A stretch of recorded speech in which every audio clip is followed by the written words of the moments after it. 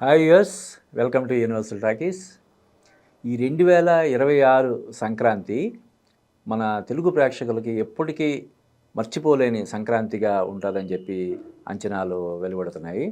అంటే కేవలం ఇంకో నెల రోజులు మాత్రమే ఉంది.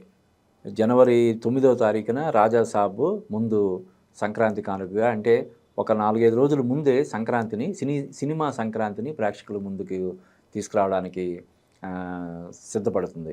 ఆ తర్వాత మెగాస్టార్ చిరంజీవి, వెంకటేష్, నయనతార, అనిల్ రావిపూడి కాంబినేషన్లో వస్తున్నటువంటి మనశంకర Varaprasad.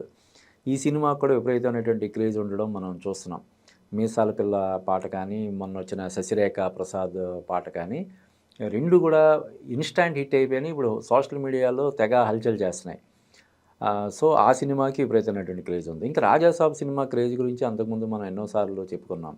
Prabhas pan India star కాబట్టి, అంటే ఇండియాలోనే the biggest super star in India అని చెప్పి సందీప్ రెడ్డి వంగ అనౌన్స్ చేయడం మనం చూసాము. అలాగా ఇండియాలోనే విపరీతమైనటువంటి ఫాలోయింగ్ కలిగినటువంటి పాన్ ఇండియా స్టార్ ప్రభాస్ నటించినటువంటి రాజాసాబ్ సినిమా కూడా విపరీతమైనటువంటి క్రేజ్ ఉంది. ఇటీవల కాలంలో కొంచెం సక్సెస్ల పరంగా వెనకబడినటువంటి దర్శకుడు మారుతి ఈ చిత్రాన్ని ఎంతో ప్రతిష్టాత్మకంగా తీసుకొని ప్రభాస్కి ఎట్టి పరిస్థితుల్లో ఒక చాలా పెద్ద హిట్ ఇచ్చి, అంటే తన మీద పెట్టిన నమ్మకాన్ని నిలబెట్టుకోవాలని ఆయన ఇది చేస్తున్నాడు, ఎఫర్ట్ పెడుతున్నాడు. ఎందుకంటే ఈ సినిమా అనౌన్స్ చేసినప్పటి నుంచి కూడా ఈ సినిమా ఉంటుందా, పాన్ ఇండియా స్టార్ అయినటువంటి ప్రభాస్ సక్సెస్ లేనటువంటి ఒక దర్శకుడు మారుతికి ఎలా డేట్స్ ఇచ్చాడు, ఇలాగా చాలా అనుమానాలు వ్యక్తం చేశారు. ఈ ప్రాజెక్ట్ అసలు పట్టాలెక్కే అవకాశం లేదని కూడా కొంతమంది తీర్మానించేశారు. అయినా సరే మారుతి తయారు చేసుకున్నటువంటి కథ మీద ప్రభాస్కి గురి కుదరడంతో, నమ్మకం ఏర్పడడంతో, ఎవరు ఎన్ని వంకలు పెట్టినా, ఎంతమంది ట్రోలింగ్ చేసినా, మరొకటి చేసినా కూడా ప్రభాస్ మారుతిని నమ్మి సినిమా చేశాడు. కాబట్టి మారుతి కూడా అంతకుముందు ఒక పబ్లిక్ ఫంక్షన్లో చెప్పాడు, ఈ సినిమాని బ్లాక్ బస్టర్ చేయడం ద్వారా ఈ సినిమాకి సంబంధించి వచ్చిన విమర్శలన్నిటికీ నేను సమాధానం చెప్తాను అని చెప్పి ఆయన చాలా నమ్మకంగా, చాలా కాన్ఫిడెంట్గా చెప్పడం బట్టి ఆ సినిమా కూడా చాలా పెద్ద విజయం సాధిస్తుందని చెప్పి నమ్మకాలు ఉన్నాయి. ఇకపోతే రవితేజ చాలా రోజుల తర్వాత, చాలా సంవత్సరాల తర్వాత అతను ఒక ఫ్యామిలీ డ్రామాతోటి ప్రేక్షకుల ముందుకి వస్తున్నాడు.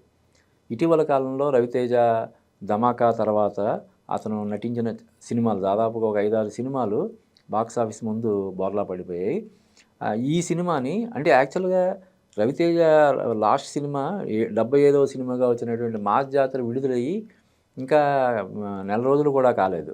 అయినా సరే ఈ సినిమాని విడుదల చేయడానికి సన్నాహాలు చేస్తున్నారంటే ఇది ప్రాపర్ సంక్రాంతి సినిమా.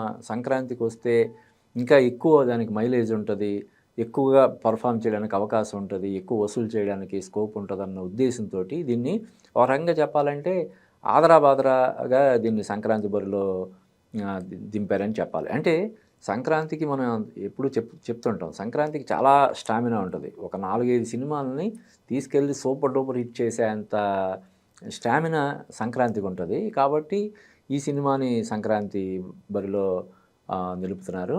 దీని తర్వాత ఇంకా చెప్పాలంటే రవితేజ తర్వాత ఇంకొంచెం ఆలస్యంగా ఈ బరిలోకి వస్తున్నాడు శర్వానంద్. అతని సినిమా టైటిల్ కూడా నారీ నారీ నడుమూరారు. అది కూడా ప్రాపర్ సంక్రాంతి సినిమాగా మనం చెప్పొచ్చు. గమన చిత్రంతో పేరు తెచ్చుకున్నటువంటి రామ్ అబ్బరాజు ఈ సినిమాకి దర్శకుడు. ఈ సినిమా కూడా అంటే ప్రాపర్ సంక్రాంతి సినిమా.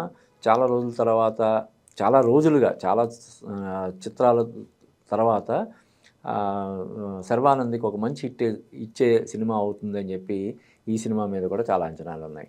ఇకపోతే నవీన్ పొలిశెట్టి సినిమా, ఇది ముందే అనౌన్స్ చేశారు. మనశంకర వరప్రసాద్తో పాటే ఇంచుమించుగా ఈ సినిమాను కూడా సంక్రాంతికి అనౌన్స్ చేశారు. అప్పుడే ఏంటి ప్రభాస్, చిరంజీవి లాంటి బిగ్గెస్ట్ స్టార్స్ సినిమాలు వస్తున్న టైంలో నవీన్ పొలిశెట్టి ఏంటి మధ్యలో దూరుతున్నాడు అని చెప్పి కొంతమంది అనుకున్నారు. కానీ నవీన్ పొలిశెట్టి ట్రాక్ రికార్డు గురించి మనందరికీ తెలిసేది. ఇప్పటివరకు అతనికి అపజయం అనేది లేదు. ఏజెంట్ సాయి శ్రీనివాస్ ఆత్రేయ దగ్గర నుంచి, అంటే ఏజెంట్ సాయి శ్రీనివాస్ ఆత్రేయ తర్వాత జాతిరత్నాలు, తర్వాత మిస్ శెట్టి, మిస్టర్ పొలిశెట్టి 3 సినిమాలు సూపర్ డూపర్ హిట్ అయినాయి, హ్యాట్రిక్ కొట్టేశాడు. ఇప్పుడు ఈ సినిమాతోటి ఈ సితారా ఎంటర్టైన్మెంట్స్ సూర్యదేవర నాగవంశీ సినిమాని ప్రొడ్యూస్ చేస్తున్నాడు. ఈ సినిమాతో మరో హ్యాట్రిక్‌కి శ్రీకారం చుట్టడం కోసం నవీన్ పొలిశెట్టి కూడా రంగం సిద్ధం చేసుకుంటున్నాడు. అలాగే ఆ సినిమాకి సంబంధించిన ప్రమోషన్స్ ఎప్పుడు కూడా నవీన్ పొలిశెట్టి అనిల్ రావిపూడి కంటే ముందు నుంచి కూడా తన సినిమాని ప్రమోట్ చేయడంలో అతనికంటూ ఒక ప్రత్యేకత ఉండడం మనం చూస్తున్నాం. కాబట్టి ఈ సినిమాని ప్రమోట్ చేయడం కోసం కూడా అతను కొత్త పొంతలో తొక్కుతాడు డెఫినెట్‌గా. ఇప్పటికే రిలీజ్ చేసినటువంటి టీజర్లు, వీడియోలు ఇవన్నీ కూడా ప్రమోషనల్ మెటీరియల్ అంతా కూడా విపరీతంగా ఆకట్టుకుంటుంది. కాబట్టి ఇంకా చెప్పాలంటే ఒక రకంగా చెప్పాలంటే ఇప్పుడు రేపు సినిమా విడుదలైన తర్వాత ఏ సినిమా విజయం సాధిస్తది, ఏ సినిమా వెనకబడుతది అన్నది పక్కన పెడితే, అసలు ప్రమోషన్స్‌లో ఏ సినిమా ముందుంది, ఏ సినిమా వెనకబడింది అనే దీనికోసం అని చెప్పి ఈ హీరోలందరూ కూడా ఇప్పుడు పోటీ పడాలి. ఇప్పుడు చిరంజీవి గారు ప్రమోషన్స్‌లో విపరీతమైనటువంటి ఇంట్రెస్ట్ చూపిస్తారు. ఆయన డైరెక్టర్ ఏం చెప్తే అది చేస్తారు. ఆయనకి స్వతహాగా ప్రమోషన్స్ చేయాలంటే ఇష్టం ఆయనకి ముందు నుంచి కూడా. నేను ఇంత పెద్ద స్టార్‌ని కదా! మళ్ళీ నేనొచ్చి ప్రమోట్ చేయడం అంటే అని అనుకోడు ఆయన.